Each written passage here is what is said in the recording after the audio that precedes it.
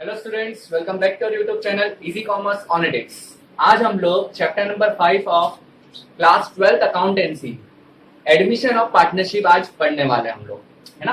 तो admission of partnership में हम लोगों को डिस्कस करना है कि जब भी एक पार्टनर पार्टनरशिप फर्म में आता है तो क्या क्या रूल्स उसके ऊपर अप्लीकेबल होते हैं, क्या क्या राइट्स उसके पास अवेलेबल है और उसकी अकाउंटिंग कैसे की जाती है।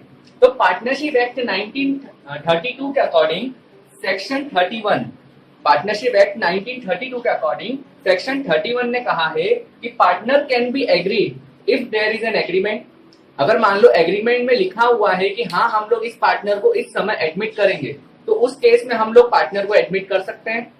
दूसरा, अगर सभी पार्टनर्स एग्री कर देते हैं उस पार्टनर के एडमिट होने के लिए, तो उस केस में भी हम लोग उस पार्टनर को एडमिट कर सकते हैं। मतलब पार्टनरशिप फर्म में किसी भी पार्टनर को लेके आना है तो एग्रीमेंट में अगर लिखा हो तो ला सकते हैं, या फिर अदरवाइज अगर उसके अलग जितने भी पार्टनर्स है फर्म के अंदर ऑलरेडी अवेलेबल पार्टनर्स हैं, अगर वो एग्री कर देते, सभी एग्री करते, ऑल, मेजोरिटी नहीं, यहाँ पर ऑल एग्री करते हैं, तो उस केस में हम लोग पार्टनर को एडमिट कर सकते हैं।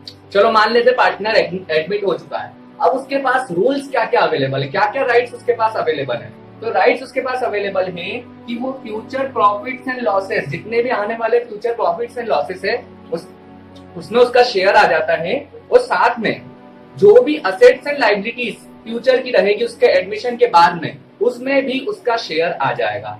सो these are the rights available by the new partner. अब न्यू पार्टनर चलो आ चुका है, हमने उसको एग्रीमेंट कंडीशंस भी फुलफिल कर ली है, उसको राइट्स भी प्रोवाइड कर दिए। अब हमको अकाउंटिंग किस तरीके से करनी है, तो सबसे पहले तो हमको पता होना चाहिए कि जब भी नया पार्टनर आता है तो उसके लिए हमारे पास अकाउंटिंग करने के लिए 5 स्टेप्स अवेलेबल हैं। ये 5 स्टेप्स में हम लोग अकाउंटिंग करते हैं। कैसे? सबसे पहले हम लोग सैक्रिफाइस और गेनिंग पार्टनर निकालेंगे। जनरली गेनिंग पार्टनर तो न्यू पार्टनर ही होता है, पर कुछ कुछ केसेस में ओल्ड पार्टनर भी, चेंज जब रेशियो होता है तो ओल्ड पार्टनर भी कुछ ना कुछ गेन कर लेता है। तो उस केस में हम लोगों को कैलकुलेट करना है कि कौन से पुराने पार्टनर ने नए पार्टनर को शेयर दिया है। That means we have to calculate the sacrificing and gaining partner. कौन सैक्रिफाइस कर रहा है अपना शेयर न्यू पार्टनर के लिए। तो first we have to calculate gaining and sacrificing ratio. उसके बाद जो नया पार्टनर आ रहा है वो हमें एक चीज ध्यान रखना है कि नया पार्टनर हमेशा 2 चीज लेकर आएगा। कौन कौन सी 2 चीज? एक तो लेकर आएगा कैपिटल, क्योंकि अगर उसको फर्म में ऑनरशिप चाहिए तो उसे पहली चीज लेके आनी है कैपिटल, और दूसरी चीज लेके आनी है प्रीमियम ऑफ गुडविल।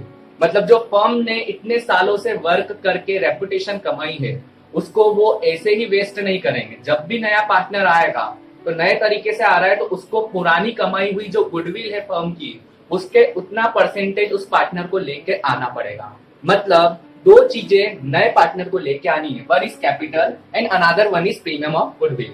और इस प्रीमियम ऑफ गुडविल का एडजस्टमेंट हम लोगों को सैक्रिफाइसिंग पार्टनर्स के बीच में करना पड़ेगा। जो पार्टनर सैक्रिफाइस कर रहा है उसको ये प्रीमियम ऑफ गुडविल ट्रांसफर किया जाएगा। हम लोग सीखेंगे कैसे करना है। थर्ड आता है एडजस्टमेंट ऑफ रिजर्व्स, प्रॉफिट्स और लॉसेस। जो भी ओल्ड प्रॉफिट्स और लॉसेस पुराने पार्टनर्स ने मिलकर बना के रखे हुए हैं, जो मेंटेन करके रखा हुआ रिजर्व, जो लॉसेस उन्होंने अनडिस्ट्रीब्यूटेड लॉसेस है, अनरिटर्न ऑफ लॉसेस है, तो उनको रिटर्न ऑफ करना पड़ेगा between the old partners in the old ratio. तो तीसरा एडजस्टमेंट ये करना पड़ेगा। फोर्थ एडजस्टमेंट होगा कि चलो भैया नया पार्टनर आ रहा है, पार्टनरशिप के अंदर रिकंस्टिट्यूशन हो रहा है। क्यों रिकंस्टिट्यूशन हो रहा है? कि नया एग्रीमेंट अब प्रिपेयर होगा जिसमें अब पार्टनर्स बढ़ रहे हैं, क्योंकि नया पार्टनर एडमिट हो रहा है। तो उस केस में हमारी असेट्स और लायबिलिटीज का भी वैल्यूएशन किया जाता है। कुछ असेट्स बढ़ती है, कुछ असेट्स कम होती है, कुछ लायबिलिटीज बढ़ती है, कुछ लायबिलिटीज कम होती है। तो फोर्थ एडजस्टमेंट हम लोगों को करना है रीवैल्यूएशन अकाउंट का एडजस्टमेंट। रीवैल्यूएशन अकाउंट में हम लोग ट्रांसफर करेंगे changes in the value of assets and liabilities. ठीक है। और अल्टीमेटली ये सब करने के बाद हम निकालेंगे कि नेट अमाउंट कैपिटल में कितना बचा हुआ है। That means we are going to prepare the partner's capital account, out of which we are going to calculate the amount available in the form of capital with the partner। मतलब partners के बाद आखिरी में admission के बाद पूरी process करने के बाद कि पार्टनर्स की कैपिटल कितनी है, और वो हम लोग कैलकुलेट करेंगे by using the partners capital account. और अल्टीमेटली सब बिजनेस की आखिरी चीज जो प्रिपेयर होती है सबसे एंडिंग में, एंड ऑफ द ईयर जो हम लोग प्रिपेयर करते हैं, that is the balance sheet. तो इस प्रोसेस को कंप्लीट करने के बाद भी हम लोग बैलेंस शीट बनाएंगे जिसमें नए पार्टनर के कारण क्या क्या चेंजेस आए हैं उसको इंप्लीमेंट करके एक न्यू बैलेंस शीट हम लोग प्रिपेयर करेंगे। चलो, तो अभी हम लोगों ने डिस्कस करा उसका थ्योरेटिकल पार्ट। थ्योरेटिकल पार्ट में हम लोगों ने उसकी अकाउंटिंग की जो सबसे पहली स्टेप देखी थी, calculation of gaining and sacrificing ratio. अब उसको सबसे पहले हम लोग समझते हैं।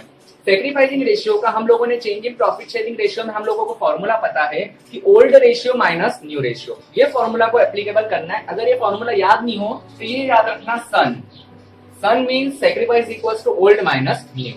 अब एडमिशन ऑफ पार्टनर्स के केस में अगर कोई भी नया पार्टनर आता है तो ये दो केसेस वहां पर अवेलेबल रहेंगे। सिर्फ दो ही केस में वो पार्टनर जो है रेशियो को अफेक्ट कर सकता है।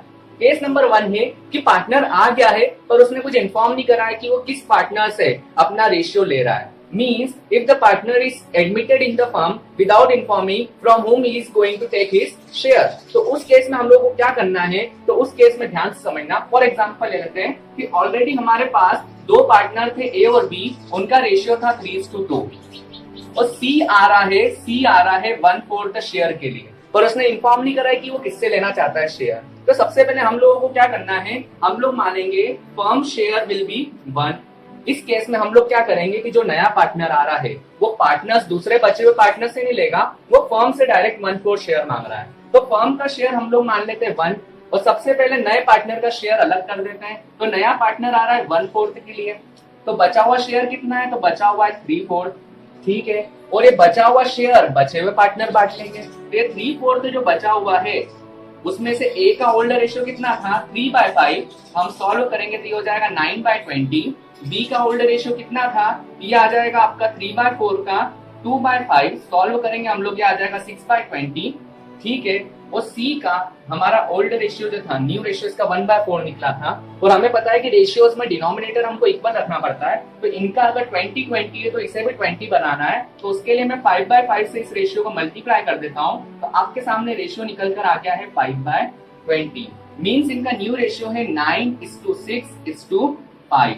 इनका जो न्यू रेशियो आपके सामने निकल के आया है वो है 9:6:5। तो ये तो अपन लोगों ने सबसे पहले कैलकुलेट कर लिया कि न्यू रेशियो हम लोगों को कैसे निकालना है। If the partner is getting admitted in the firm without informing from whom is going to take his share, तो उस केस में हम लोग क्या करेंगे, फर्म में से उसका शेयर माइनस कर दो, जो बचेगा वो बचे हुए पार्टनर्स अपने बीच में डिस्ट्रीब्यूट कर लेंगे। अब हम लोग कैलकुलेट करते हैं, आपके पास आ गया है न्यू रेशियो, आपके पास रखा हुआ है ओल्ड रेशियो। हम लोग कैलकुलेट करेंगे अब सैक्रिफाइसिंग रेशियो की कौन सा पार्टनर सैक्रिफाइस कर रहा है ना। तो हमारा जो न्यू रेशियो निकला था वो था 9:6:5। अब सैक्रिफाइसिंग का फॉर्मूला क्या है, ओल्ड माइनस न्यू। ये पार्टनर है ए, ये पार्टनर है बी। ए का ओल्ड रेशियो था 3/5, बी का था 2/5। ठीक है, ए का न्यू रेशियो था 9/20 और बी का था 6/20। सॉल्व करेंगे हम लोग तो ये हो जाएगा 12 - 9 मीन्स 3/20, और इधर करेंगे हम लोग तो 8 - 6 मीन्स 2/20। सॉल्व करेंगे आप लोग, एलसीएम निकाल के जब सॉल्व करोगे तो 3/20 एंड 2/20। मतलब ये है कि यहाँ पर जो सैक्रिफाइसिंग रेशियो ए और बी का निकल कर आ रहा है 3:2। तो आप लोग एक चीज ऑब्जर्व करोगे कि 3:2 सैक्रिफाइसिंग भी आ रहा है, 3:2 ओल्ड रेशियो भी आ रहा है। इसका मतलब ये है कि if no information is given in the question that new partner is getting his share from which partner, then उस केस में हमारा old ratio and sacrificing ratio are going to be equal. उस केस में हमारा old और sacrificing ratio कैसा हो जाएगा, बराबर हो जाएगा। अब केस सेकंड देख लेते हैं। केस सेकंड में मान लेते हैं कि दो पार्टनर है ए और बी 3:2 के रेशियो में, और सी आ रहा है 1/4 शेयर के लिए, और क्वेश्चन में गिवन है कि ये शेयर अपना ए से ले रहा है। C is getting a share from partner A. तो उस केस में क्या करना है, ये हमारा फॉर्मूला जो है, हमें पता है कि यहाँ पर ए से शेयर ले रहा है मतलब ए सेक्रीफाइस कर रहा है। ठीक है, तो ये हम लोगों ने रख दिया ए, बी एंड सी। ए का रेशियो था 3/5 एंड 2/5, और सी आ रहा है 1/4 शेयर के लिए। बस सी अपना शेयर ले किससे रहा है, ए से ले रहा है, मतलब ए से शेयर अपना ले रहा है 1/4। तो माइनस करके हम लोग सॉल्व करेंगे तो आ जाएगा 20, देन 12 - 5 दैट इज 7/20। अगर ये 20 है तो इन्हें भी 20 बनाना पड़ेगा। तो इसको 4/4 से कर लेंगे तो 8/20, देन 5/5 से कर लेंगे तो दैट विल बी 5/20। तो तो यहाँ पर हमें जब क्वेश्चन में क्लियरली मेंशन कर दिया है कि फ्रॉम ए, मींस यहाँ पर ए सेक्रीफाइस कर रहा है 1/4, ठीक है। तो यहाँ पर सेक्रीफाइसिंग तो आपको क्लियरली दिया हुआ है, पर हम लोगों को कैलकुलेट करना है अगर मान लो न्यू रेशियो, तो हम इस तरीके से करेंगे, जो भी पार्टनर सेक्रीफाइस कर रहा है उसके शेयर में से हम लोग माइनस कर देंगे। तो इस तरीके से हम लोग कैलकुलेट कर सकते हैं sacrificing ratio and new ratio when the information is given. अगर इंफॉर्मेशन गिवन है तो इस तरीके से करना है, पर्टिकुलर पार्टनर बोल दिया है कि भैया मैं इससे ले रहा हूँ शेयर, तो उसमें से हम लोग माइनस कर देंगे, ठीक है। पर अगर क्वेश्चन ने बोल दिया है इंफॉर्मेशन दी ही नहीं है, पार्टनर आ रहा है बस ये शो करा हुआ है, तो उस केस में हम लोगों को सॉल्व करने का तरीका ये बन जाएगा। Now let's discuss about the second adjustment of admission of partner. तो उस केस में सेकंड एडजस्टमेंट करना है हमको उसकी गुडविल का, जो वो गुडविल लेकर आ रहा है, ठीक है। अब हम लोगों ने प्रीवियस चैप्टर में चेंज इन पीएसआर में हम लोगों ने AS 26 के बारे में डिस्कस करा था, अकाउंटिंग स्टैंडर्ड 26, जिसके according if any old goodwill is appearing in the balance sheet should be return of in the debit side of partners capital account. अगर आपके पास ओल्ड गुडविल अवेलेबल है बैलेंस शीट में, तो उसको आप लोग पार्टनर्स कैपिटल अकाउंट के debit में राइट ऑफ कर दोगे, है ना। तो ये ट्रीटमेंट तो हमको यहाँ पर भी फॉलो करना है, पर जो नया पार्टनर गुडविल लेकर आ रहा है उसको कैसे कैलकुलेट करेंगे, उसको हम लोग कैसे एडजस्ट करेंगे, वो ध्यान से समझेंगे, है ना। फॉर एग्जाम्पल मान लेते हैं कि फर्म की गुडविल है 60,000 और नया पार्टनर आ रहा है 1/4 शेयर के लिए, तो उसको गुडविल लेकर आनी है 15,000 की गुडविल लेकर आनी है। अब यहाँ पर हम लोग कुछ केसेस ले रहे हैं, हम लोग अगर केस नंबर 1 ले लेते हैं, इफ गुडविल ला रहा है but goodwill is paid premium of goodwill, हम इसको प्रीमियम ऑफ गुडविल बोलेंगे, क्योंकि जो नया पार्टनर लेके आ रहा है amount excess of capital, it is known as premium of goodwill. तो प्रीमियम ऑफ गुडविल जो लेकर आ रहा है, if premium of goodwill is paid privately, अगर premium of goodwill privately pay करी जा रही है, मतलब यहाँ पे कोई इंफॉर्मेशन नहीं गिवन है, लाया है और क्वेश्चन में दे दिया it is paid privately to the sacrificing partner, तो उस केस में no entry of POG,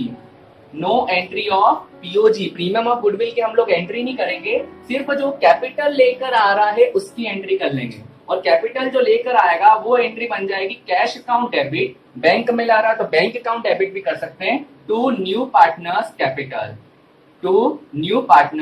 capital, cash account debit to new partners capital. क्या सीखा यहाँ पर कि अगर प्रीमियम ऑफ गुडविल लेकर आ रहा है और क्वेश्चन ने बोल दिया इट इज पेड प्राइवेटली, तो उस केस में गुडविल की हम लोग कोई अकाउंट ओपन नहीं करेंगे, क्योंकि प्राइवेटली मतलब बिजनेस के बाहर पेमेंट हुआ है, और बिजनेस के बाहर अगर पेमेंट हो रहा है तो उस केस में हम लोग सिर्फ जो कैपिटल लेके आ रहा है बिजनेस में उसकी एंट्री कर लेंगे, cash account debit to new partners capital.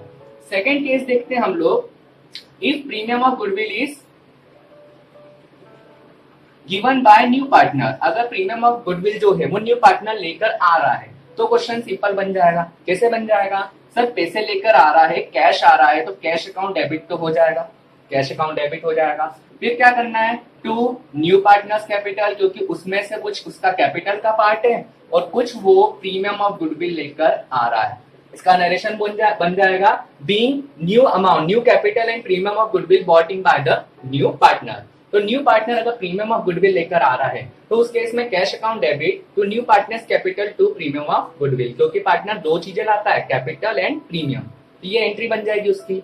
फिर ये प्रीमियम ऑफ गुडविल लाया किसके लिए, सेक्रीफाइसिंग पार्टनर्स के बीच में लाया, तो ये हम लोग प्रीमियम ऑफ गुडविल को अगली एंट्री में डेबिट कर देंगे, खत्म कर देंगे और डिस्ट्रीब्यूट किसके बीच में कर देंगे, to sacrificing partners, premium of goodwill account debit to sacrificing partners.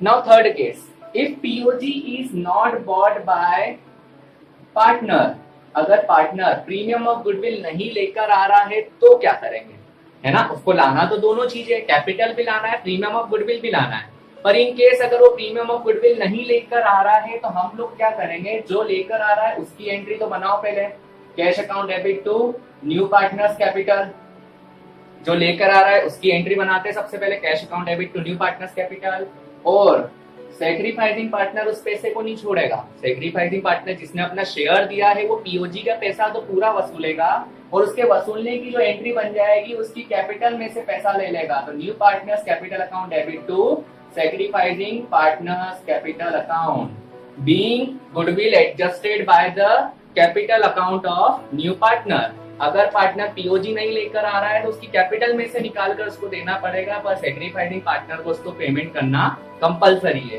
Privately के केस में हम लोग पीओजी का अकाउंट ओपन नहीं करेंगे।